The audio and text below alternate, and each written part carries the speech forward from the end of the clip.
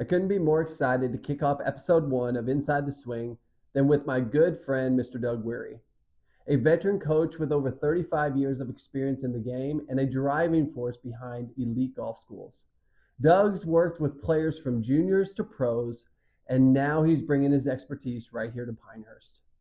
In today's episode, we're going to dive into the magic of the Masters and who's Doug picking this week, what it really takes to build a D1 golfer, and how the NIL and the transfer portal are shaking things up in junior golf. Are you ready? Let's tee it up. Inside the Swing starts now. From the home of American golf, broadcasting from 24 Golf Studios, right here in legendary Pinehurst, North Carolina, this is more than a golf podcast. It's where the love of the game meets the challenges, the stories, the moments that shape who we are. From tour pros to top instructors to influencers and everyday legends. Get ready for real conversations about golf, life, and everything that lies in between. It's not just about chasing that perfect swing, it's about finding purpose in the pursuit. This is Inside the Swing. I am your host, Jeremy Lee. Are you ready? Let's tee it up. Doug, we have finally made it. Can you believe it? Man, this is exciting. I've seen you take this show from brick and mortar to really cool setup you have here, man. It's fun. It's really, really glad to be here with you. Well, you know, when it's a passion project, you kind of put a little extra effort into it. And this has always been a dream of mine.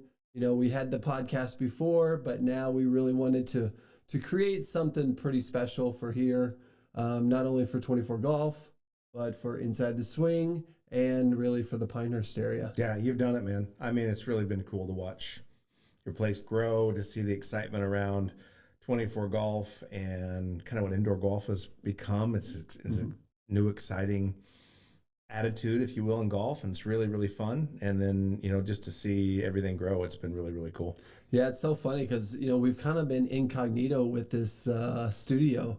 So, like, nobody really knows it's here. Like, they know it's here, but they don't know it's here. We've kind of, like, we have 0 doors from the outside coming into the studio. So it's worked out really well.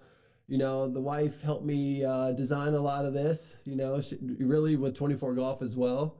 And so it's just been a really fun, it's been a fun journey, that's for sure. Yeah. And I couldn't have thought of a better guest to have on than you. You've been such a great friend since we've known each other. You, man. And I feel the same way. And it's an honor to be here. You're going to have, you know, start off with a schmo and then you start to get some super studs. It's going to be really fun, Jeremy, honestly. When you're in the home of American golf in Pinehurst and so many people come through here and they're going to understand what you're offering here, not only through 24 Golf, but just as a fun place to come hang out. You're going to have a lot of fun interviewing some cool peeps. So yeah, that's the goal. I'm excited to be one of them, man. So. No, this is fantastic. And that's really, you know, this show is really about beyond just the swing or just beyond instruction. It's really just to kind of dive in the life of an instructor or a celebrity who loves the game. We're all connected by this great game. And that's kind of the whole premise of the show. So I can't believe we're finally here. We're finally recording episode number 1. Get it on. And so it's Masters Week, baby. Yeah, it is. And I haven't gotten to see one swing. So we're gonna do this, and I'm gonna get to go home and watch it on tape. Yeah, well, no spoilers, but Rosie put on a show today. I heard. So that's pretty exciting. But my guy Scheffler, I knew he was going to be right around the top. Bogey free 4 under. Yep. So he looked really good. I knew he had been putting really well, and really, you know. Shout out to Phil Kenyon on the putting side of things. Oh yeah, yeah. So Phil and I go way back. Oh, do you? Yeah. So our mentor was a gentleman by the name of Harold Swash. Okay. Harold Swash was from Southport, England. Invented a putter called the Yes putter. Oh, Pro Gear Yes with the grooves on. Yes. And yes, yes, exactly. One of my dear friends from a club in Colorado purchased the rights to the company, and in 2002, I actually went out on the LPGA tour as the tour rep Fore, yes. So I was out there from 2002 to about 2008. And I think at one time we had 40 some odd gals using our putter. And Wow. then from that and my tutelage from Harold Swash, Harold was a putting guru. He in the late 90s, early 2000s was probably coaching 3/4, if not almost all of the European Ryder Cup team in putting. And I went through a very exhaustive kind of learning process with him as far as when it comes to putting, coaching, and understanding some core principles I still stick with today. Well, Phil ran the European market. I ran the United States market. So I'm still the only guy that's in the United States, I should say, that's certified Harold Swash putting coach. But Very Phil, cool. to his credit, if you will, man, he just stuck to that focus, was out on the European tour week after week, and his principles were so good, and he understand what to do, that he just got a following, and he's coached almost, I mean, I can't tell you, but he's Scheffler's coach and Rory's and all sorts of when it comes to putting. So shout out to Phil, great dude, and I just couldn't be happy for him what he's doing on the putting. No, that's amazing. I mean, Scotty, I mean, he was #1 in putting last week. Yeah. And, you know, I think if that little accident with his hand wouldn't have come about at Christmas, cooking of all things, pasta or ravioli, or he was doing something with a wine glass. People to do that, Scotty. Yeah, I'm like, man, I hope that's a hobby. No, but what a good dude. I mean, you just live your life, and you know, when I was playing competitively, and people go, well, you shouldn't go skiing. You shouldn't do this. Oh, yeah. And you go, you know what, man? If this career forces me away from doing things that I enjoy doing outside of it, why do it? You know, so it's one of the cool things I like about Scotty. He just seems like a dude. He does seem like a laid-back guy. You know, everybody talks about his fireness. Like, he's more fiery than anybody since Tiger. He wants to win, dude. But you talk to him like on a daily basis. He's just like the most chill, relaxed. You know, when Lee made that putt, he was like laughing because he was doing like that aim point, a little shot at the boys who are going to aim point.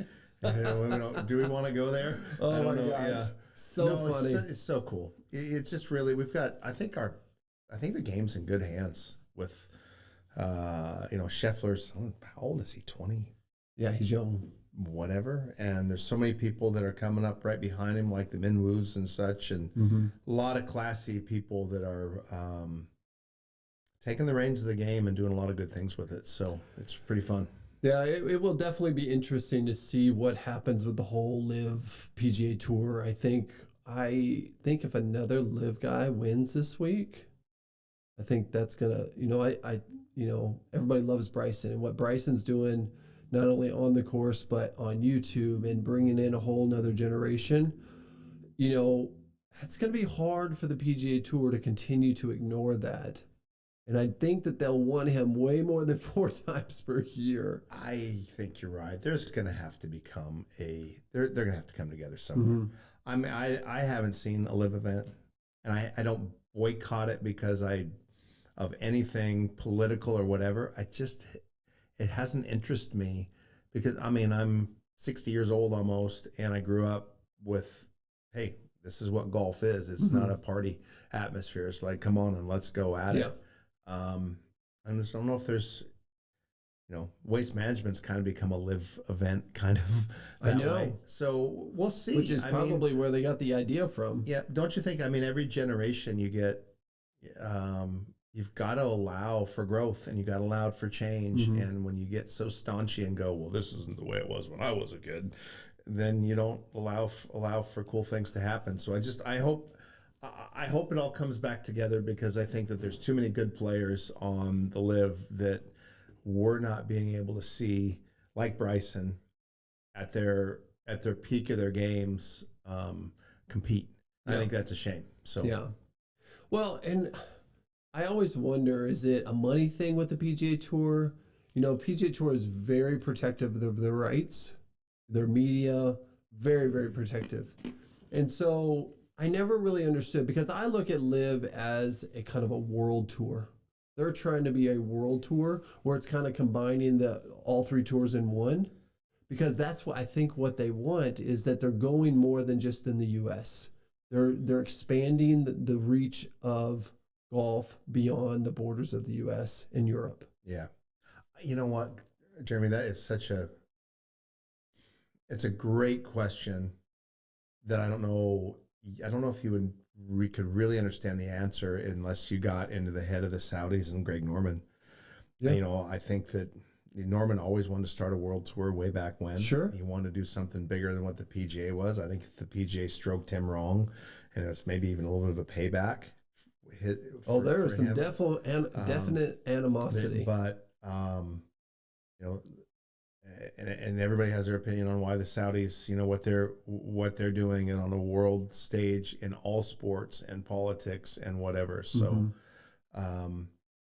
I just think that there has to be a way around to get everybody back together again and let the best players compete at the highest level week in and week out. And of course, it's about money. Everything's about money. And there's obviously a lot of money out there and on the PGA Tour and the LIV. And I mean, I remember when if a person made $300,000 or $400,000 for the year, it was an unbelievable year. I remember Fred Couples, I think, was the first one to bust $1 million for the year. And it was like, oh my God, this guy's a millionaire playing golf. And it was unheard of. And wait till you see his shot today at Augusta. 2.5. Oh, I heard he shot 1 under today. Yeah. Oldest person to ever shoot under. Oh, dude, I love it. And so he dropped one from the fairway at like 190 yards. Oh, I love it. With a yellow ball, I might add. I love it. With a yellow ball. It was fantastic. No more spoiler alerts. It's all good. Well, talking about the Masters, so you know who you got this week? Who you think's going to pull it out?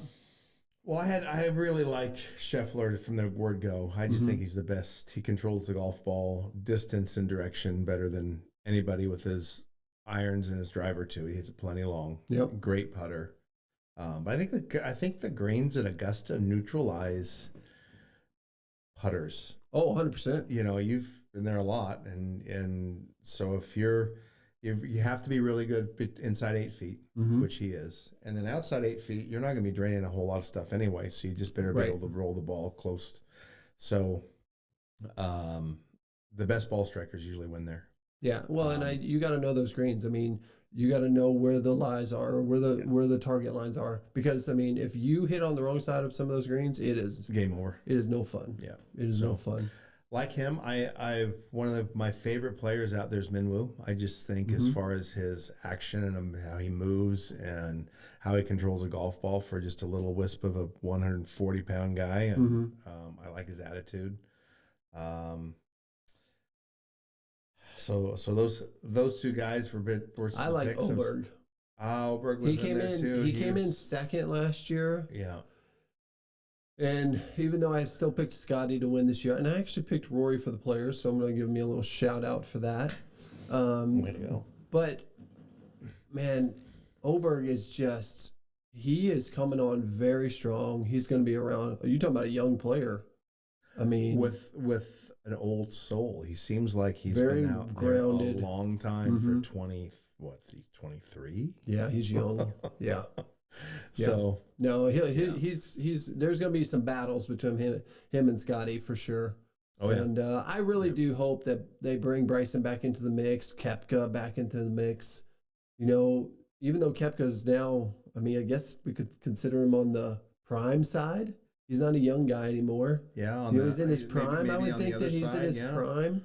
You know, what do we consider 30s, the primes now? So interesting, because when I was growing up, people talked about you didn't really even hit your prime until you're after 30. Well, I think it's still. Other than Spieth. Spieth hit his prime and then made that $100 million contract, and then poof, he went away for 10 years. You didn't see Oberg's. You didn't see these 20. Well, that's not. So you didn't see it. I mean, Jack Nicklaus came out in his 20s. Yeah, no, you had. I mean, you had Rory. Rory was huge in his 20s. Spieth was huge in his 20s. Ricky was huge in his 20s. Thomas was huge in his 20s. There's more of them. Oh, way more. The problem is, this is where I think the problem is. There's so much money in golf now that if they peak in their 20s and they make those huge contracts, they're like, man, do I really need to practice this hard? Do I really need I to? agree with you. And I think that they get club changes too. I think that's what happened to Rory, personally, is he made that club change in his 20s after winning all those majors, took that huge deal, and he hadn't been the same since. Yeah, maybe not. Yeah, that's a very valid point.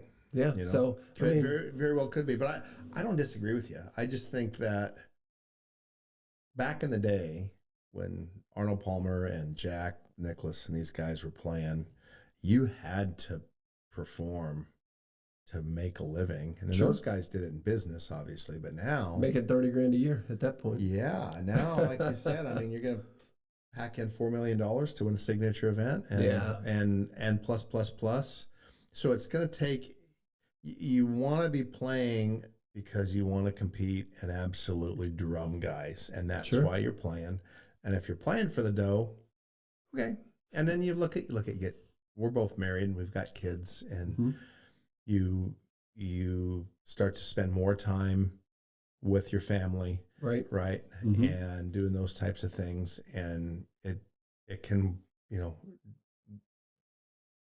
rub at your game a little bit because you have to be very precise in the game, and that's why you probably see, you know, golfers go through waves, like you said with Spieth. Came out of the box, unbelievable, Mhm. right? Starts to have a family, starts to have kids, downhill spiral. Now the kids are getting a little bit older, Yep. right? It's like, hey, sweetheart, I'm gonna go back out and get these boys. Sure. And so you probably see those waves, you know. Well, so, and I think probably back in the day, when you had Palmer and you had Nicholas, you didn't have this kind of money. Even in the times of relation, No. comparing the two generations, well, what could you buy in that time? It wasn't even close to not the even same close. amount of money. Not even close. And so I think that's what made Tiger so different. I don't think Tiger cared about the money. I don't think he cared about winning. That's all he cared about. I agree with you. I mean, he came out. Remember the whole Hello World? Oh yeah, I mean, what did Nike pay him? 40 million or something straight out of the box or yeah, something like yeah, that. And big he money. just said, "I'm gonna come beat you. I'm gonna come at you guys." Yeah. Right? Curtis says, "Oh, you'll learn." Yeah, you'll learn. Yeah, right. Oh, I bet he guess did everybody learn. else learned, right? Oh my gosh, so funny. Well, today really, it's great. It's Masters Week. It's the official kickoff of golf season. I guess we could always say that. It is, isn't it? Usually, I mean, I think that's, especially up north, they're just finally getting some good weather, and it's we're getting into that golf season across the country. But today I really want to take a deep dive into your specialty, and that's developing juniors to becoming D1 college athletes. And we're gonna take some. We're gonna eventually get into a comment that an old Kentucky coach made. But I really want to just kind of go into what you've done with elite golf schools, what's really brought you to the Pinehurst area, and then really let's take a dive into what's your philosophies, what do kids need to do today to get to that next level, and Cool. and kind of go from there. Cool. Well, you just kind of want to get a 10,000-foot view of like how I got here. Yeah, let's do that. Right. Let's just start with one. How'd you get to Pinehurst? Jeremy, we kind of came on a whim. I had developed elite golf schools in 2004 after a stint with a gentleman by the name of Arnold Palmer. I was very fortunate to work for him for 10 years in the capacity of running a junior boarding school. Everybody talks about the IMG school and Gilchrist and these. We were the first one of those. So we used economies of scale of a high-end tennis program called the Harry Hauptman Tennis Program in Saddlebrook, Florida. Built a golf academy around that for high performance, high intensity for kids all over the world. And that's kind of where I cut my teeth on really enjoying working with developing kids. But I mean, I was a kid I was 27 at the time. Sure.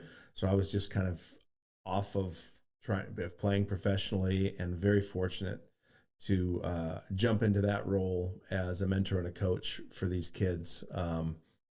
And the thing that was kind of rubbed us the wrong way, though, including Mr. Palmer, was that the program was exorbitantly expensive, the way they still are now. Oh, they're very expensive. And that most of the kids were there in a boarding school capacity, so they were away from their families at a young age and getting raised by like a resident assistant, like you would be in college. And we all remember our freshman year in college in the dorm, just like, oh my gosh, imagine that at 14 and 15. So, but the real positive is that we got to see the kids every day.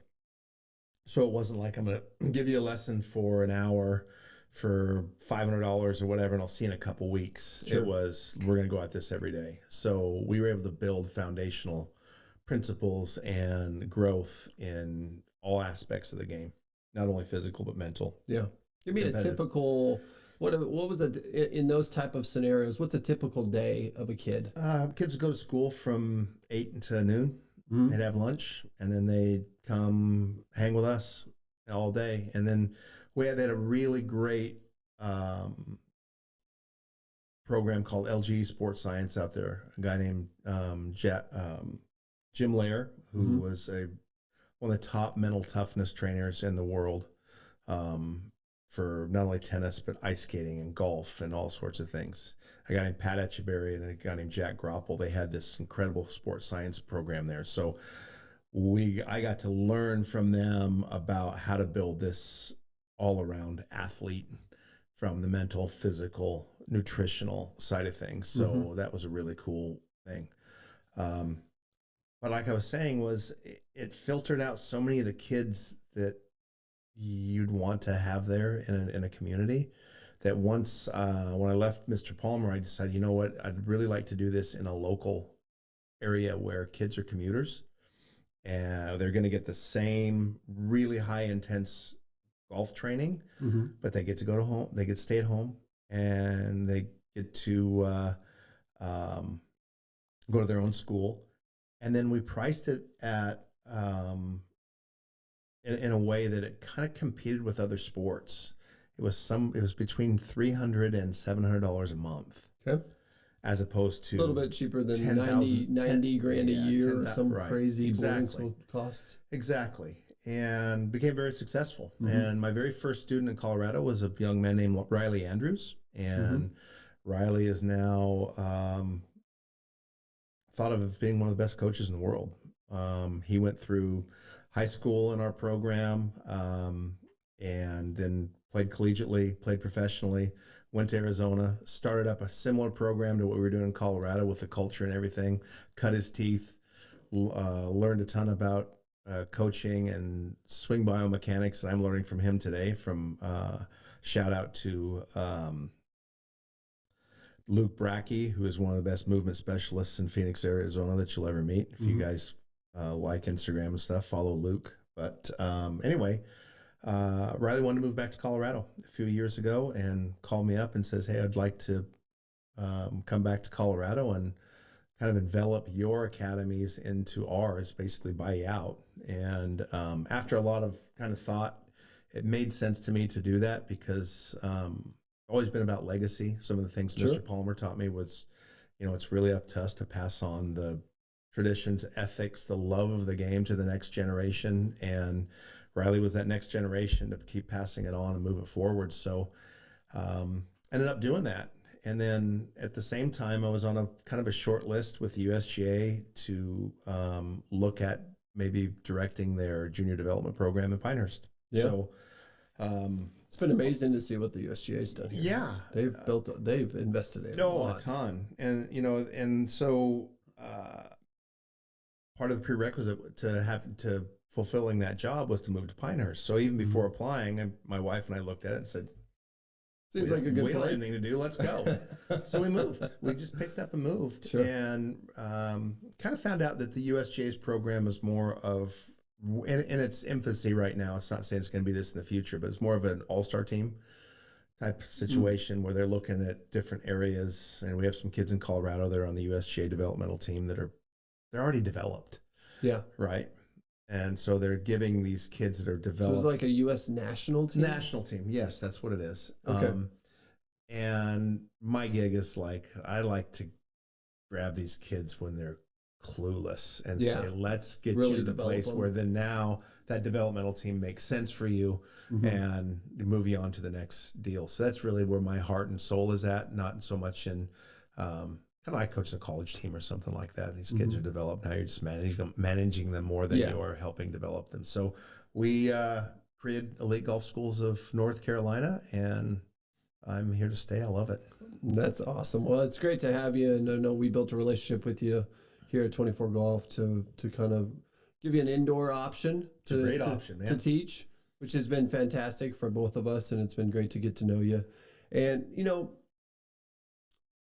really when we're talking about juniors progressing to that next level, you know, is it more than just a swing?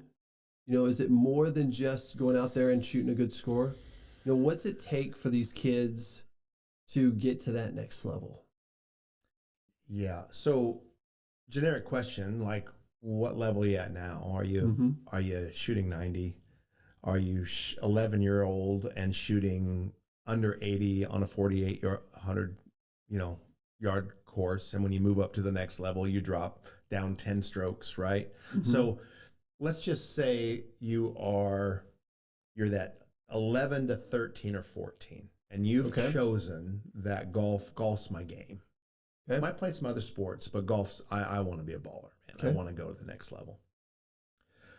I think the understanding of technique and how technique matches up to really be able to move and control the golf ball is underrated and underutilized. I think a lot of people look and go, oh, look at you had a beautiful swing, but not really understanding, like, where does a kid need to go? Like, if you're going to be a baller in 10 years from now, I mean, the way things are moving, you better have ball speeds upwards. You better have them up at 170. Well, I mean, there's a lot of instructors out there right now that say if you don't have ball speeds of 170 plus, you have no chance. Yeah. You have no chance. And that's really kind of mind-blowing to me. Right. So what techniques, what are the things that you're developing with the kid so that they understand how to grow that even when they're 11? Because I'll see a lot of kids in the drive, chip, and putt, for example, that have, maybe they're just strong and they got really, really crazy movement patterns that aren't going to hold up, but they win the drive, chip, and putt. And then there's like, whoa, look at how good I am, right? Yeah. And now, don't change that. You won the drive, chip, and putt. It's like, yeah. But you could say that. So interesting, though.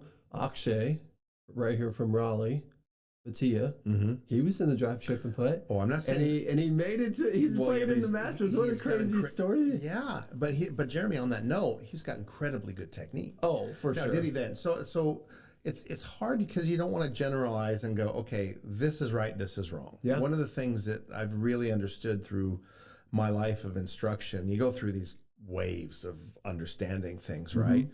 That there is no the way. You watch the Masters today, and Scotty Scheffler doesn't swing it like Justin Rose doesn't swing it like Minwoo. Well, you learned that from your two mentors. Yeah. Completely two different swings. And Palmer, both of them kind of a wild swings. Yeah, Arnold Palmer and Lee Trevino were thought to be unorthodox, but no, they weren't unorthodox. They had matchups that were incredible for how they wanted to move it. So you look at an Arnold Palmer and you go, oh, look at a lot like, Bryson DeChambeau-esque. And you look at Lee Trevino and you go, oh, Victor Hovland, like. Yeah. So when you really start to understand technique and mechanics, it's as a coach, you want to push kids towards optimums. Like, this is really good movement. One of the things I like to tell parents is, or explain to parents is, if you were teaching a kid to play basketball and they're 11, you need to teach them to dribble, they need to pass, and they need to be able to shoot. And if they can't do those things, they're on the bench. So what's the fundamentals that kids need to know the basics, in your opinion? Well, that's a great question. We've boiled it down to what we call our 3 global laws. All right? Okay. You must be able to control the club in space. Okay. So the club's like, it's a tool, Jeremy, like a saw is a tool or a hammer, right? And if I handed you a saw and said, hey, I want you to pound that nail into the drywall, you'd go, this tool's not equipped for that. Now you could do it, or you could chop down a tree with a hammer, and it's not equipped for it, but you could do it. Right.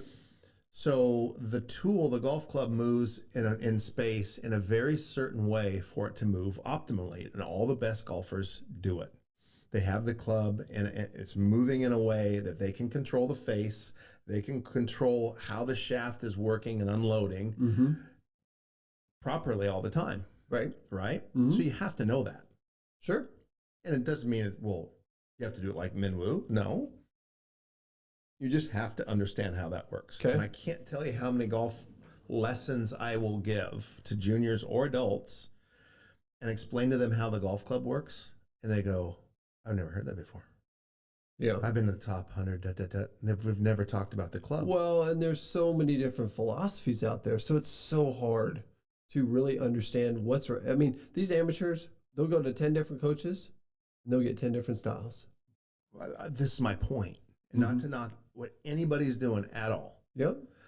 But out of those 10, I'll talk to all 10. I say, how many of those coaches talk to you about how this tool works? Like when the club head goes up, where does the handle have to go? When the club head goes down, where does the handle have to go? How? Sure. And then understand if you use it improperly, if you will, or not optimally, it's going to send chaos running through that golf club to where you have to now recover it. And I can't tell you how many golfers that I've worked with that you just teach them how that club works, and they go, oh my God, no wonder I'm having problems. Interesting. Because the tool creates the form and the function. So like if I put a saw, I said, Jeremy, show me how a saw works. You'd go, oh, it goes like this. Right. How does a hammer work? Oh, it goes like this. Right. Oh, a screwdriver works like this. Well, I just did my function, my movement is based on what that tool does. Okay. So if you didn't know that a screwdriver worked like this, and I said, hey, go chop down this tree, and you're using the screwdriver like an ice pick, man, am I tired? Why is that guy cutting down that tree so quickly? Because he's using a saw, dude. Yeah. So the golf club itself is very intricate in how it moves. And then you see the best players in the world and you go, oh. But I think that's what makes it so difficult is it's not just one size tool, like a hammer, a screwdriver. And it, no matter what size the screwdriver is, it always does the same movement. But I don't necessarily believe that in golf because I feel like a driver swing versus a sand wedge is completely different swings. Well, it's on a different angle. Yeah. Right? And it's longer. But it feels like my hands come in differently. Without question. Yeah. So that's understanding the tool. Yeah. So we look at the tool as having three really important functions to it, right? The face, obviously. Yep. Okay. You got to control the face, and that's controlled through the grip, and right. Yep. But then halfway up the club, or 8 inches up from the club head, is the center of mass. If you balance the club on your hand, that's really the meat of the bat. That's what you're trying to make move as fast as you can. And then you have the handle or the hub. Well, wherever the center of mass is going to go, the hub has to go the opposite direction. And you're talking about the center of mass of the club itself. Yeah, like the balance point. The balance points of the club. Head, the balance point, and then the shaft is the rest up to the handle or the hub. So what a lot of people don't, because we're holding on the handle, right? Golfers tend to push around the handle because that's what they're holding on to. And they really don't understand that what we're trying to move is the meat of the bat, like a baseball player. So you're not even trying to move the head, you're trying to move the center mass of the club, because that's interesting. And that connects to the sweet spot. It's like a little triangle from the sweet spot up to the center of mass. And that's what you're trying to move around. Ping used to have a tool that had like 4 angles in the shaft, and then a big old yellow triangle thing on it. And actually that center of mass then was exacerbated when you swung it. And most people that swung it says, oh my gosh, the club head goes past the handle so much earlier than what I'd feel. Right. And there's some stories in there that I learned from Mr. Palmer that I didn't understand at the time. And then the more I started to work with Luke and Riley 10, 12 years ago is like, oh my gosh, this is what this guy was trying to tell me. We can get into that if you want. Yeah. So like, I mean, that's a great segue, because talking about center mass and talking about all these things, do you think kids at 11, 12, 13 years old can understand that? Oh, absolutely. So you're thinking they're picking that up? That's just like us basically teaching them an algebra program, an algebra problem. Yeah, not even that intricate. It's like, how do you? It's just a different way of thinking of the swing. Here's a perfect example of a kid not understanding how to use a tool.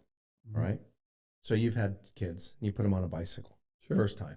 Yep. And they grab the handlebars, and what do they do with the handlebars? They shake them. Yep. Because they think the thing they're holding is the engine, the handlebars. Mm-hmm. And so they shake it and shake it and shake it. And you put the training wheels on. You say, hey, sweetheart, look, just push on the pedal and you'll move. Mm-hmm. And then pretty soon you take the training wheels off and they're 5 and 6 and they're riding around. They don't even have their hands on the handlebars. Yeah. Because they understand that the engine's the pedal and the connection of the change to the back wheel, and away you go. Yep. So they don't understand how that tool works until, right? Yep. Okay. So the same thing with the golf swing is I'm holding the handle and I think that that's the thing I'm supposed to honk around, when really the engine, right, is in that center of mass working around the handle, right? Mm-hmm. Which is then propelled by our second, what we call global law, which we call it spirals. It's basically, how does the body support that golf club and how it's supposed to work as a tool? Like, how does my arm support a saw when I'm sawing down a log, right? How does it support a hammer? How does it support this club in space so that it can express itself with as much energy and outward pull as it can get in a swing? It creates this centrifugal, and we use centripetal force to hold the club in, right? Yep. So that's our second global law. And the third one's what we kind of in a fun way, we call it woo-woo, which is expressing energy in waves, right? How do I start this wave of energy back? How does it store itself and then express itself forward? So all three of those global laws, the geometry of the club, the body supporting it, and the woo-woo, when they're working together in harmony, you see good golf shots. Justin Rose gets them working in harmony way different than Victor Hovland. Or who's wrong?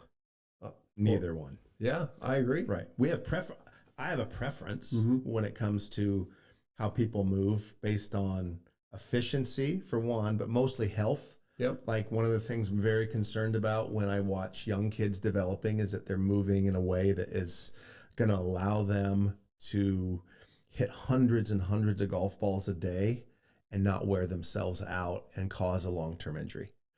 So those are the kind of those optimums. And you see people that don't work within the optimums that maybe become professional after thousands and thousands of golf balls in their career. At 30, they're toast. Well, so, there's a lot of different philosophies out there, especially with junior golfers. You could kill a kid, get him on the AJGA tour, and I'm not bashing the AJGA tour by any means, but there's a lot of people that just live on that tour, just going bouncing all around the country. And so it's like there's a lot of different philosophies on how do you make it to a D1 school. And, what's the latest that you've ever taken on a student that you felt like he had basically no game, and you turned him into a D1 athlete? Senior in high school. Senior in high school. That's impressive. So tell me a little bit about that kid. Good athlete. Didn't really understand. What was his scores when he came to you? 85. Holy cow. Okay. Right? Yep. And I actually met him. I met him at a Hurricane Junior event in Phoenix, Arizona. Okay. And he was going into his senior year in high school. Went to my alma mater, high school in Colorado, actually. And I was walking down the fairway, and his mom was walking the other way, and I noticed her hat was from a club in Colorado. And I said, hey, nice hat. So we started talking. I love conversation. Yeah, just started talking. And she says, well, my son goes, to school right near your academy. Do you think we could come see you? And I said, why, sure. So I started chatting with this kid, and he was just raw. It's a lot of moving parts, but just didn't know how to bring them all together. Yep. And he was willing to work at it, and so he got into our program. It was just finishing up his junior year in high school, and we busted it for a good year. Yeah. And he got to where he finished third in the state high school championship. Shot a couple rounds at AJGAs in the low to mid 60s. Ended up going to a high level golf school for an engineering degree, and they ended up realizing, oh my gosh, if I want to keep playing at this level, I'm going to have to lessen my academic standards. And this kid wanted to be a high-end engineer, Yeah, so just smart kid. Yeah, ended up not playing the following year. So how much effort? How often did you work with that kid?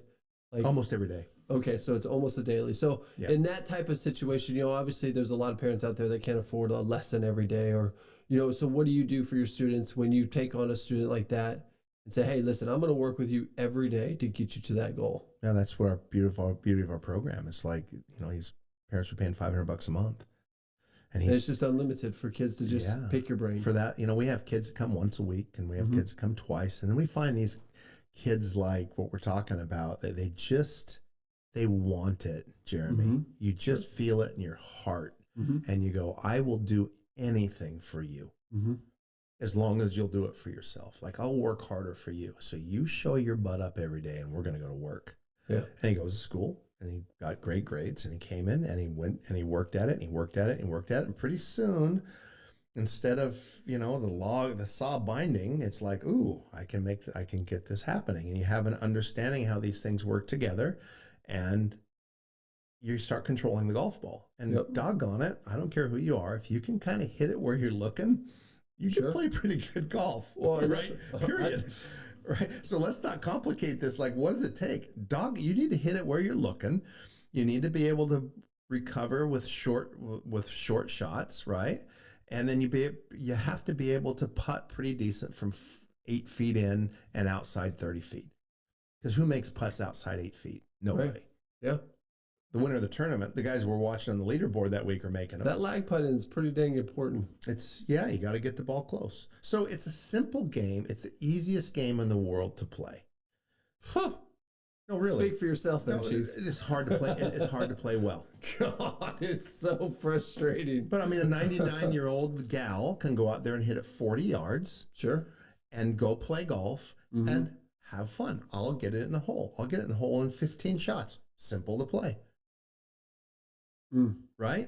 Very simple. To play at a high level, the coordination becomes more and more and more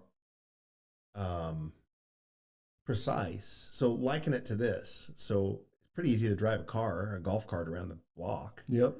Right? It's got 4 wheels. It's got an accelerator, and it's got a steering wheel. Right? Try doing that at 240 miles an hour in a NASCAR event with 3 cars around you. True. Same, you're just driving. Yeah, but you have outside influences. Oh, unbelievable. So now you're talking about the difference between... Now you're talking about mental game. Mental game to be able to stay focused on what you're accomplishing. Because those guys at those high levels, whether with Formula One or whatever, they understand their machine and they understand their technique of driving that machine better than anybody. And so now the mental focus becomes, I need to control me. And then I need to understand that other people are going to control me a little bit. Yeah. I need to understand when to slow down, when to speed up, when to go, right? Yep. But you have to understand your car. And so in golf, you have to understand that club. Yes, you have to understand how you move. And then you have to understand how to do that in rhythm, right? And then be able to be an artist and create shots in that 1 second performance time that we do 70 times around, which is, it's, your original question was poignant. What does it take to play at the highest level? Sure. You have to understand your technique, but then you have to understand the game, and the game is so different than any other game we play. How important is the work ethic? Well, you have to love to do it. Yeah. If mom and dad are pushing you out there so you can get a scholarship because this is how you're going to go to college and you don't love it, you're done. I know. I've met so many amazing players that just don't love the game. They won't last long. And they just don't want it. No, not in a competitive cycle. And I'm just like, oh, and for us that don't, it just come natural. Yeah. Yeah, which you hear that all the time, Yep. But it's just like you got to have the drive. You got to have the drive. You got to have the technique. So many of us learn from our dads or just kind of pick it up on our own. You just get thrown out there. Maybe our parents couldn't afford lessons and you just go out there. Yeah. I think, if you look at like a Bubba Watson or somebody who just learned to play. Yeah, exactly. And I mean, you could say that about Lee Trevino too.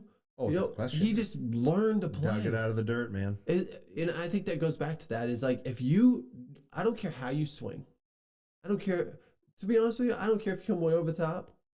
If you know exactly what that ball's doing every single time, and that thing's going to have a big banana, but I've seen so many players. Bruce Litsky and so many players. That's the one surprise that I think I've had the most is when I go to the tour events to see how much their ball moves. Like I think in our mind, we think PGA Tour players just hit it dead straight. But even looking at like what Tiger does to shape a ball or what Phil does to shape a ball, they're moving the ball 20, 30 yards. Yeah. Left to right. That's with a ball and a golf clubs that aren't really designed to move it as much anymore. I mean, back in the day when we were kids, it's like the ball moved all over the place. Yeah, I was kind of blown away. I mean, just think about that shot he had to play the shot, but when Bubba won and they were on that playoff on 10, how much he had to move that ball. He had to move that ball 30 yards at least. Yeah. And that's the artistry of the game. So you look at a kid developing, you develop their skills. Mm-hmm. So let's go back into basketball. Yep. Steph Curry says he still does the same drills today that he did when he was in 7th grade. Yeah. Same ones. I forget what I did see something. Okay. Yeah. But he does them with a lot more flair. He does them with a lot more beauty and artistry, right? But he continues to do that. So what our goal is at Elite is to take these kids in that have a desire to want to be there. Fan that flame of desire to help them move up the ladder of enjoyment and growth, right? Mm-hmm. Without putting this thing over their head that says, man, if you don't perform and become the best player in the world, you're a failure. That's what I think that the high-end performance schools do so much because they're so expensive. It's like, man, we just invested $80,000 in you this year, kid. Sure. Like, you better perform. Yeah. What? Golf's hard. Yeah. Right? Well, and it's so demoralizing. It can be. It can beat you to death. Well, not only can, it will. Oh, yeah. Thank you very much. I don't care who you are. You got tour players out there just grinding, not making any money. Like, it's hard. Yeah. It's a hard game. So that culture is so important. One of the things that Elite stumbled upon. Mm-hmm. I would love to tell you that I came up with this, but I didn't. Was that when kids get an environment with their peers, with something that they care about, especially when it's golf, they will feed off of each other and encourage each other and grow in ways that we could not help them to grow as coaches. And golf so often is an isolated sport for a kid because not a lot of their high school friends maybe or whatever are really into it like they are. So they get stuck with the pro and their dad and whomever. And it's like, God, I really wish that there was a kid my age I could hang with. Yeah. So what ended up happening is we went from, a couple kids in our program back in the early 2000s to 50 or 60. They created this culture that they feed off of each other. And the thing that's cool about golf is there's no cliques. Because the kid that's the best in the school, right? It wasn't just natural, I'm the best. I worked my butt off to get there. Sure. And he remembers what he was like when he came into the program and stunk. It's like a natural mentor. And so a natural mentor, they reach down to the other kids. And it's a beautiful thing, Jeremy, that like I said, if I had to come up with, I'm not smart enough to come up with that system. So God came up with that system of encouragement and whatever. And we've understood that there's this niche out there that you just talked about. It's like, what if your parents don't have any money? Well, car payment's about $500 a month. Yeah. And if you really want your kid to grow and they want to grow, there's an opportunity through elite golf schools in Arizona and North Carolina now and Colorado to say, you know what? we can invest, $6,000 to $10,000 a year in our kid, Yep. right? And have a pretty good idea that they're going to probably pay for their college if they want to move on that long. Yeah. Right. It's amazing. So it's really fun. And we're not the only ones doing it. There's so many great programs out there that are doing that. We just have found a really, really cool niche. All of our coaches have an incredible love for what we do. We vet the coaches as much as anything. Like, they better be super, super passionate about the game and mentorship and such. And I think that's probably one of the things that we focus on more than anything, is helping the coaches grow as coaches and mentors to this next generation, because it's really, really important. Yeah, and I give it up to anybody who works with juniors, any teacher out there. It's a different world.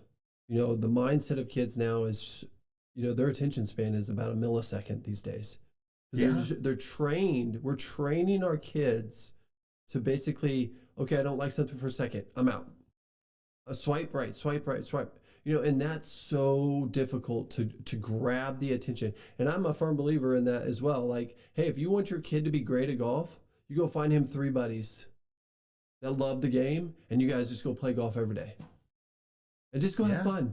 If you can. Yeah, exactly. Exactly. Right. So that's another thing, that's, I've had a vision for a long time of having a country club style facility that is for kids.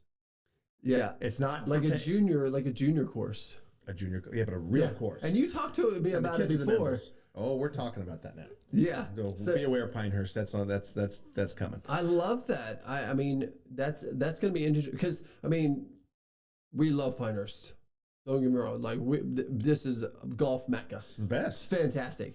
But it's got to be really hard for these juniors to get out there and play. Yeah. You got really high-end courses here, very expensive to play on a regular basis. Yeah. It's, they're not really country club type of courses. They're really resort courses.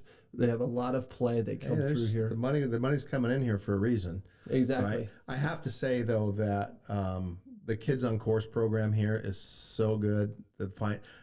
All of the resorts are very kid friendly, but what you just said was very poignant. Kids, grab 3 or 4 of your friends and go play every day. Yeah. Like, every day go play. Well, I can only play a couple times this week because of that. Sure. So those are barriers that I think that as the game has become so popular, especially in the last 20 years, via Tiger, how many young parents got involved with golf through COVID that have 3, 4, 5, 6, 7, 8-year-old kids right now. Right. That they're going, I want my kid to be involved. COVID so there's the best thing ever happened. Yeah, there's going to be a need for these golf locations where you can go and drop your kid off and go get it. That's not just a chip and putt. Yeah. It's like, let's go get it. So that's been a vision of mine for 20 years that I've worked on to try to create something like that. But it's sometimes cost prohibitive with land and maintenance and all the other things. But at the same time, I think it's a worthy ideal, and I hope it comes to fruition in time. So yeah, no, I get that. I get that. Well, I want to switch gears a little bit, because I heard a comment by an old Kentucky coach. I'm from Kentucky, and UK is big in my family. He made it, and it's Mr. Rick Pitino, who's now at St. John's. Yeah. So where's that? How about Pitino and Calipari having to go at it? Yeah. That was good. Yeah. And this has nothing to do with golf. It just has to do with college sports and the NIL and the transfer portal and all those things. And he made the comment, I don't know the exact thing, but he basically says, I'm not looking at high school kids. Right. And I got to thinking about that. And I didn't even put 2 and 2 together with NIL and with transfer portal. I've always been weary about the transfer portal, because we're teaching these kids that they don't have to commit to anything. Like, you can just, if you're not happy, go somewhere else. Yeah. I don't know if that's the right message that we want to be teaching kids today. But now it's made me even more worried. I've got daughters who, some of them have aspirations to play in college. with volleyball and Mm-hmm. softball and different things like that. And for a coach to say in a press conference that I'm not looking at high school kids because the transfer portal is too valuable. They're grabbing kids that are already seasoned. If winning championships and getting to the NCAA and if that's what we're measuring these coaches by, well, they're darn sure going to go find the best talent that they can find. And I don't think that's high school kids anymore. Unless you're Cooper Flagg. Well, a generational player. He's like, I mean, he could be the best freshman to ever go to Duke, and Duke's had some best freshman to play college basketball anywhere, maybe. Yeah. No, I really, I think your question is very valid, and it's there's a lot of layers of that onion, right? But I think it'll be different for golf, and here's why I say that. Golf coaches have had their hands tied for a lot of years when it comes to recruiting anyway. Okay. There's not the money there for them to travel around the country and recruit players. Mm-hmm. They have to rely on the college golf scoreboard, the AJGA rankings,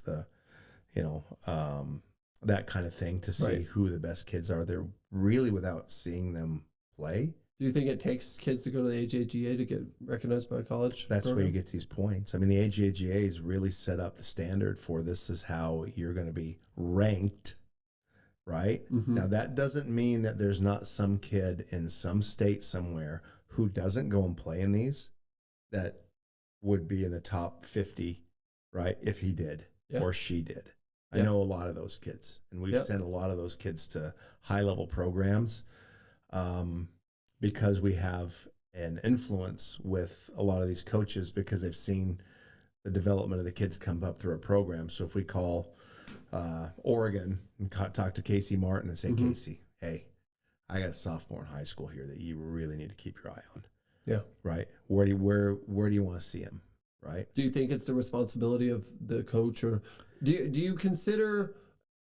So I think this is a good thing for you because the way that you do your programs is coaching and being an instructor two different things. Yes, I do. Yes. Because I think it is too. If you're an instructor and you're working on their swing, your goal is to get their swing in the best possible position. But if you're a coach and you're a part of a program, I think there's some added responsibility there. Like if they're literally coming to you to make it to that D1 school, that's their goal. Their goal is, I'm coming to your program. Then I agree. I mean, if you have that relationship with college coaches to just get them on their radar. Yeah. If you're a coach, if you're invested in the kids' development, hopefully you're going to have an understanding of technique, which we do extensively. But beyond that, you understand what are the stepping stones and where do you need to be on this ladder up to D1 at certain times, right? Yep. And put those expectations in front of the kid and and see if they're moving in that direction, and then be able to then reach out to programs that would make sense for this kid. And I can't tell you how many times, Jeremy, that we'd have a senior in high school whose parents are freaking out because they haven't been recruited. And I just go, cool your jets. Yeah. There are a lot of programs out there. We know a number of them, and the kid ends up at Louisville, or they end up at Florida, or they end up somewhere that they would have never guessed, right? Because they were either a late bloomer or whatever that may be. So back to your original question. Yep. Okay. With NIL and the transfer portal, the thing I think it's going to do for the golfer is I think it's going to allow a kid to not be so stressed out to go play at a JUCO or a division or a smaller Division I or whatever if they're not being recruited, because if they're good enough, they're going to be able to enter that transfer portal and move on to Oklahoma State, or they're going to be able to move on to wherever if that's what their dream is. Yeah, because I don't even know what the eligibility rules are on junior college versus university. Right. They're still using eligibility, right? If they're in a junior college. Yeah, but now you're not like when I was playing. If I wanted to transfer, I have to sit out a year, and then I've lost that eligibility, and you have your red shirt year or wherever, and you're basically really rolling the dice. Whereas now, you can enter that transfer portal and see if a quote unquote better program comes along. Yep. But on that note, also when it comes to golf, like when Patino says I'm only looking at the transfer portal, right? He's looking at kids that are already established there at wherever school, right? And when you play basketball, if you're not playing against similar level players, right, you're losing. So you could be Cooper Kupp playing at the D3 William and Mary. If you're playing against 6-footers when you're going to face 6'9", you going to develop? No. Yeah. But if I go to Florida Southern or I go to a smaller school, it doesn't matter. I go to Princeton and I'm playing golf, right? Right. And I'm shooting scores on high level golf courses. Does it really matter how I'm developing? Right. As long as where you're going has the opportunity to develop. And that leads to I have often said that if a kid wants to play high level tour golf, one of the worst things you can do is jump into a top 25 D1 program. Because typically you're going to have 8 or 10 kids there that are all ballers, right? And you're fighting for a spot on that traveling team every week. But don't you think that that's preparing them? No, because here's what you're not preparing. Or is it killing them mentally? Well, not that, but also you need to develop your technique over time, right? Yep. So let's say you're the number 3, 4, 5 player at Oklahoma State, right? And you go play in a tournament and you don't quite cut the mustard. Okay, Jeremy, you're back in qualifying this week. So now I'm back in trying to manufacture a game to get back on that team to play the next week. And now I go and play another tournament, and I'm in this cycle of I'm trying to make it. When do I get to sit back and recover and say, here's some stuff that I need to work on for the next 2 or 3 weeks? Now, if you're the number 1 or 2 player on a team and you're going to travel, right? I'm not going through qualifying. I know I'm there. Now what can I do? I can go and I can tweak things. I can make things work. I can work through like a tour player does. They go to a tournament. They don't play well, right? They don't just go to the next tournament necessarily the next week. They have these gaps in their schedule to where they're going to work things out. Right. Xander Schauffele's had 6 months of, man, I'm getting better. Man, I'm getting better. Now imagine if he's playing on a D1. He's had a weird year. But he knows. But he says, I'm getting there. Yeah. I've made some changes. I'm getting there. Right? And he knows how to manage that. If he's in a D1 high-level program, you're not managing anything. Yeah, I could see how expectations could be a killer because these kids... So I would much rather see a kid go to be a bigger fish in a smaller pond where they're able to play. They know they're going to be maybe top 1, 2, or 3 on the team, and they're now able to go to school, work around their tournament schedule, and grow as a player every year. I've seen a number of kids go to high-level D1 players. 4 years later, they were worse than they went in. Like, way worse. Yeah, that's interesting. I mean, and I don't disagree with that. I just get worried for these kids who, let's just say they're shooting par. They're shooting par, which I think par's probably... It's pretty good. It's pretty good. And I think it's going to get you looks, especially if you have the grades. Yep. But if I can go find a guy that's a sophomore at a junior college that's shooting 3 under par, that's willing to transfer, or even from another college. I mean, maybe he's at another college and him and the coach just don't jive. And I can bring in 6 ballers that are shooting 67s on a regular basis versus a kid that's coming out of high school that's, shooting par, and that par is probably going to be on a 6,000, 60, maybe 6,500. They're not shooting par on no 7,000 You know, I mean, you got tour courses now that are 74, 7,800 yards. Yeah, that's why I'll tell you what. That's why the college coaches don't look at high school golf. They just don't Yeah, look at that's so They don't look at hard, it. though. That's going to be so hard for kids. I think Well, that's they have to look at if you want to play at that level, you have to play out of high school season events. You have to play on the AJGA, the Hurricane Tour, the uh, what's it, the Tar Heel Youth Tour. That's really, really. I mean, Carolina is. they get some good golf, Dude, good junior golf for sure. What the Carolina Golf Association offers these kids down here Mm-hmm. is absolutely phenomenal. I mean, the Colorado Golf Association does a great job too, but it ain't all year round like it is here.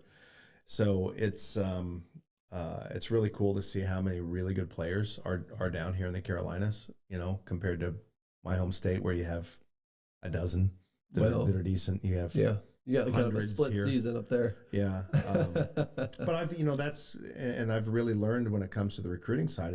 We had double jeopardy in Colorado. People, not only are you not traveling get to play all the time, but you only have 5 or 6 months that you can really play. Yeah, and in the altitude they're never looked at. That altitude is rough. So especially if you're not used to it. We've placed a lot of kids, like a lot of really, really good kids. So it's daunting, but it's fun. I mean, parents need to look. This is playing a sport in college at any level is such a joy. To be a part of a sorority or fraternity of like-minded golfers, right? That you're hanging out with, right? You're immediately thrust into this group of people that you end up having been lifelong friends with, sure, and competing with, and you don't have to count on them for your success, right? Sure. You don't. I mean, whether to win a golf tournament, yeah, it's a team, but you almost have to compete against them for your personal success. That's right. So it's you want to take that understanding and go, wait a minute, I want to play at a high level. Now let me really work at it and see where it takes me. Right. And knowing that, right now it's going to take me D3. Okay. Does that mean you're not going to reach your highest goal of playing on tour? No, doesn't mean that at all. Yeah. No, I don't disagree with that. Yeah. So I don't disagree with that. I think it's just for those kids who always dreamed about, playing on a D1 squad.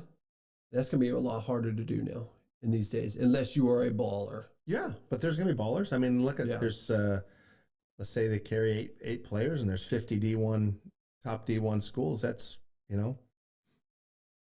that's 400 players. Well, yeah, right. But I mean, most of those are already filled. But there's maybe they're pulling in, but there's 10% of that. 40 new kids are going to have to come out. I mean, we've had kids play for Oklahoma State. We've had kids play for highest level players.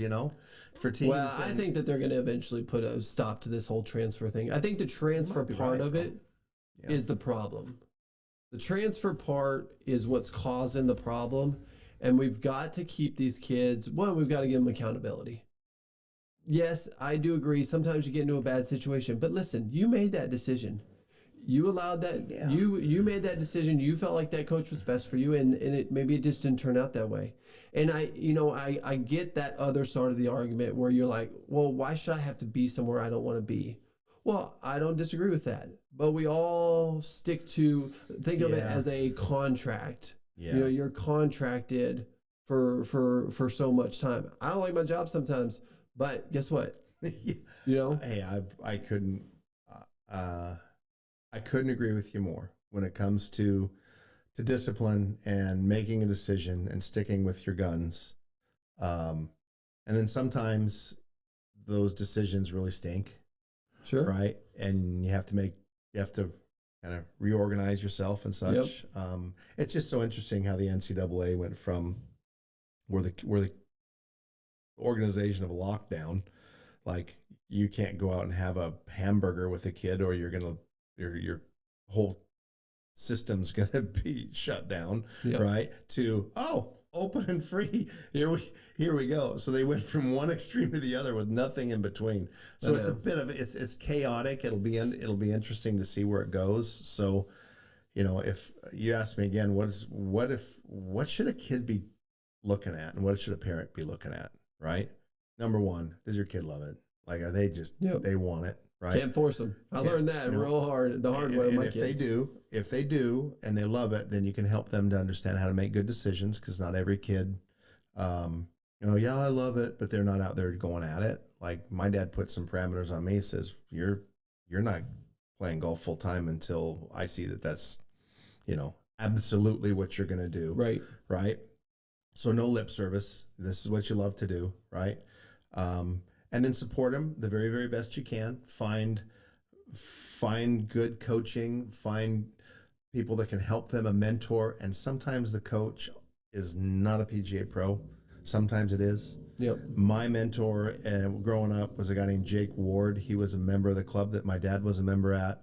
And at 14 years old, he took me under his wing, and he was took lessons for Ernest Jones and Manuel de la Torre. They were best friends, and he just passed on to me gems that even today I sit back and go, oh my gosh, that's what Jake was trying to teach me.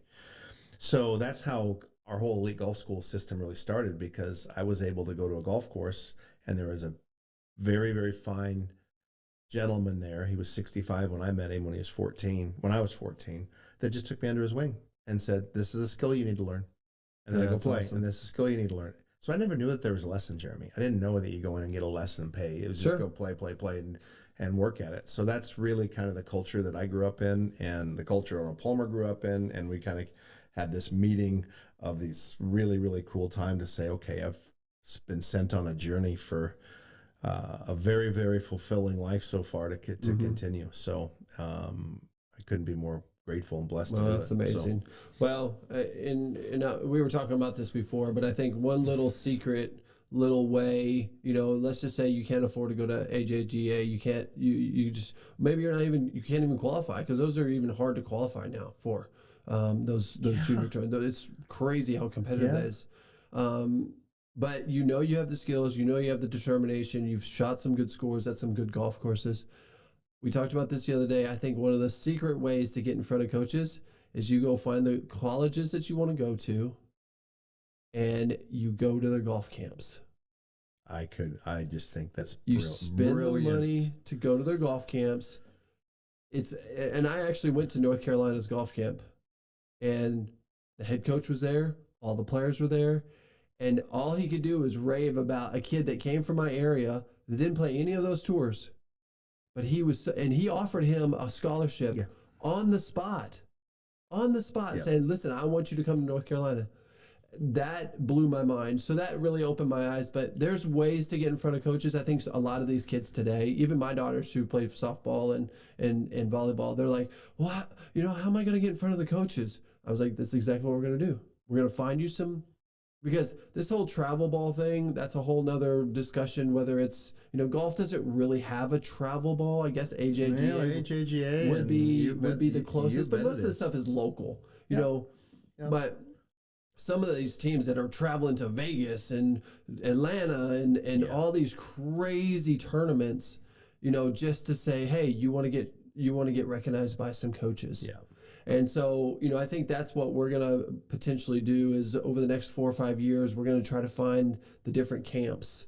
I think it's brilliant. I went to a camp when I was a junior in high school, Oklahoma State, and I not only met some great friends there, but very similar. There was coaches from Tennessee, from Austin Peay, from Oklahoma State, wherever. And I'm a junior in high school, and I got offered a scholarship to these places. Isn't that amazing? It was amazing. I didn't think I wanted to go east. I was always wanting to go west. I ended up in El Paso, which was absolutely fabulous. But if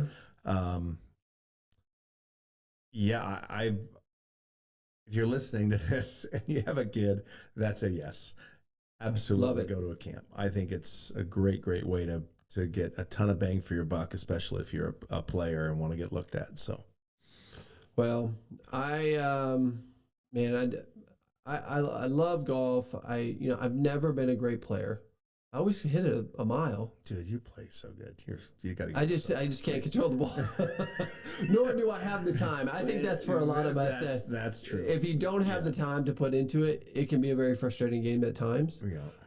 As of was today, because I played really actually decent yesterday, and then today I felt like I was a beginner golfer again.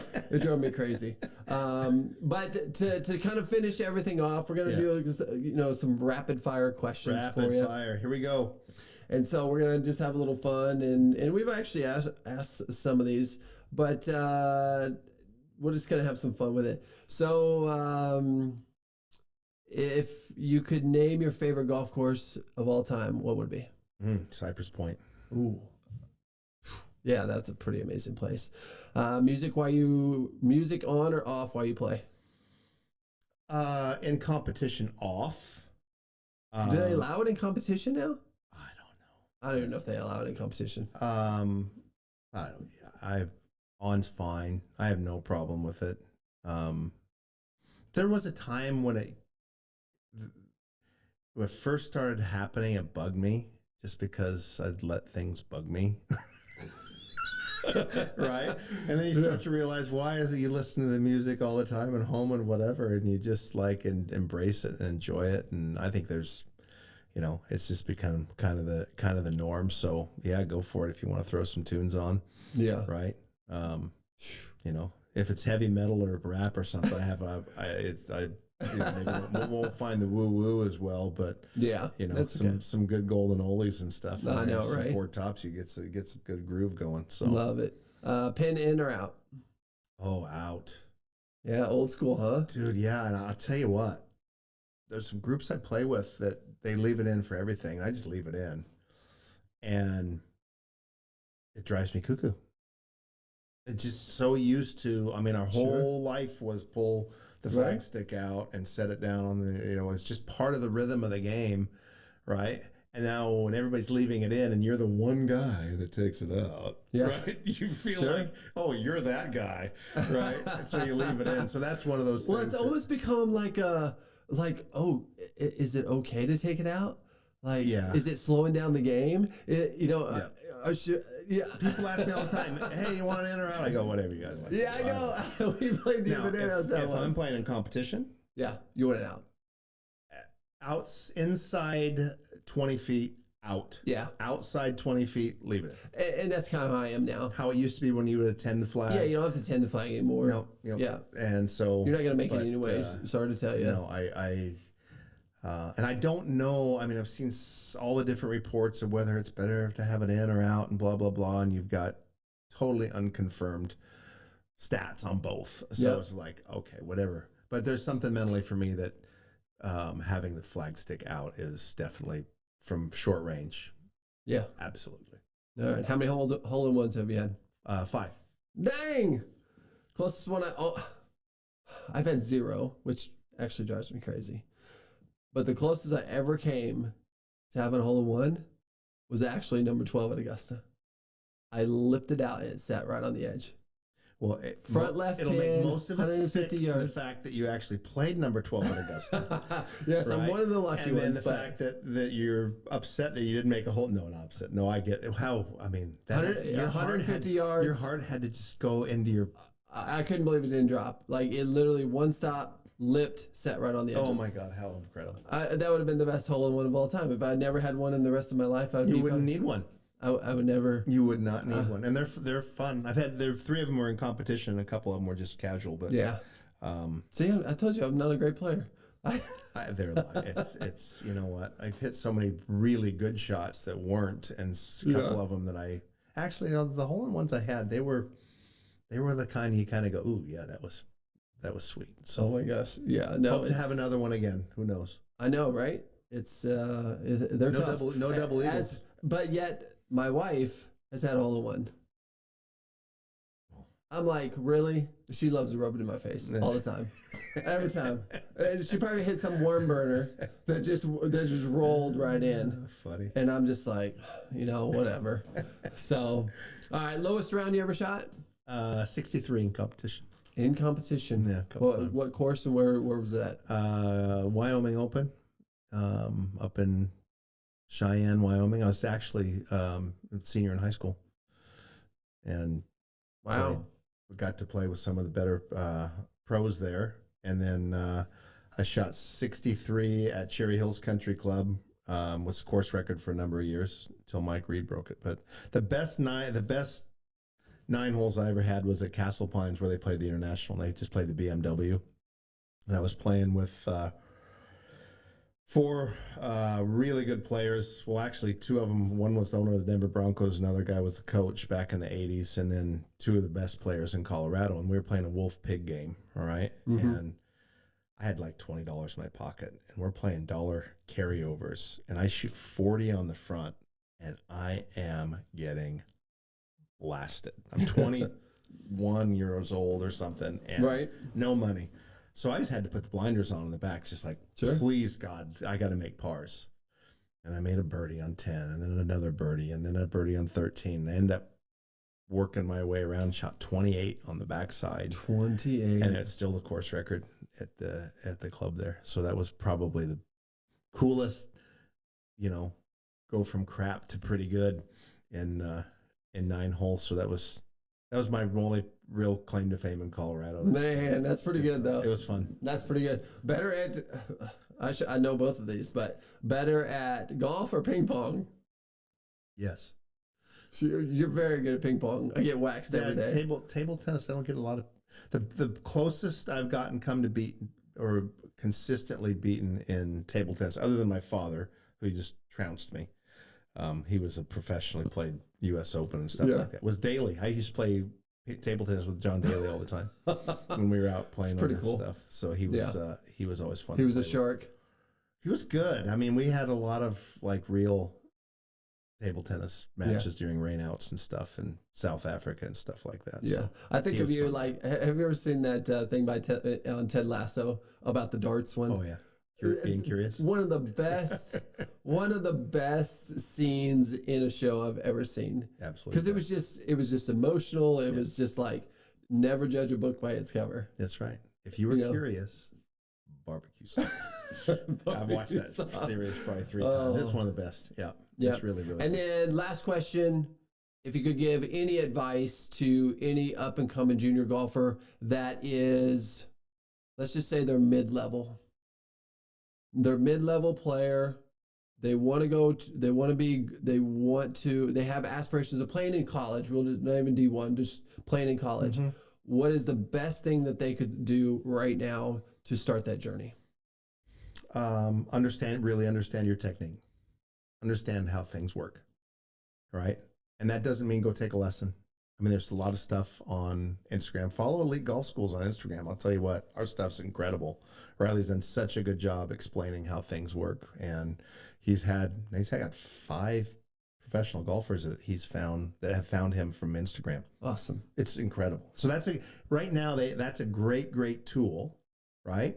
Always call me.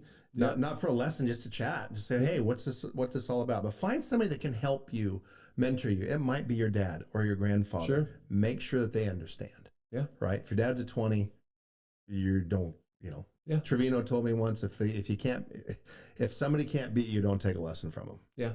Right. And I do believe that. Like, if you're looking to get better and just improve your swing, go find an instructor. But if you're looking to do a long term, go find a coach. Go find a coach. Go find a mentor. Get into a program somewhere that helps you to move up, just like you would in basketball. You're not going to probably play D1 basketball if you just go down to the local sandlot and play pickup games. Yep. You want to get into a program that's going to elevate you there, and make sure you enjoy the journey. Enjoy the frustration. It's going to be frustrating, but it's going to be fun. Understand that's our game. It's a game of hard knocks, but that's why it's so wonderful, right? Yep. And allow yourself to grow. I think so often golfers give themselves such a hard time when they're in a growth time. It's kind of like planting a seed, Jeremy. You plant a seed and it's growing underneath that soil, right? As long as you're practicing and giving it fertilizer and sunlight and stuff, it's growing. Yep. Sometimes what we do as golfers is we dig up that seed and say, hey, what's wrong? Sure. Well, we kill it when we do that. Now we got to replant the whole thing. So understand that your work, that your time out there is moving you in the direction you want to move and that you want to get to. And sometimes that plant is going to germinate in its time and you can't force it. And on that note, sometimes the strongest plants, if you will, take the longest to grow. Right? So a carrot will grow in 8 weeks and you can eat it and it's gone. An apple tree takes 15 years, but it's going to feed you for the rest of your life once it's there. Yep. So if you want to be a baller and you want to be a long-term player, look at yourself as an apple tree instead of a carrot. Sure. And let yourself grow. And sometimes it'll be during college, sometimes it'll be during high school, sometimes it'll be after. Sure. But just stay with it. Stay with the journey and find somebody to mentor you. Yeah, I love it. Well, it's just been an absolute pleasure getting to know you, my friend. Vice versa, buddy. You're a good friend. It's, you come to a place, Jeremy, like Pinehurst, there's golfers everywhere, but then you find kind of a kindred spirit like yourself that you just know, hey, this is going to be a lifelong buddy, but then also be able to work with you at 24 here and see what you're doing and be welcomed like we have. I can't thank you enough. So. No, you're welcome. You've been a great addition to our facility, and it's been a great partnership between us. And and so if you're looking to come to Pinehurst, definitely make sure that you check out Elite Golf Schools. You can reach Doug Wherry through the EliteGolfSchools.com. Yep, EliteGolfOfNC.com. Okay. Elite, give it to me one more time. EliteGolfOfNC.com. Okay. EliteGolfOfNC.com is where you can find Doug. Like you mentioned, Riley out in Colorado. You can find him at Elite Golf of CO or AZ.com or AZ. Just type in Elite Golf Schools and type in Riley Andrews or myself and it'll pop up there. Yeah, for sure. And make sure you follow him on Instagram. Riley does do a lot of great stuff. He does. You don't do so much on Instagram, do you? No, he's just so good at it. I just enjoy watching.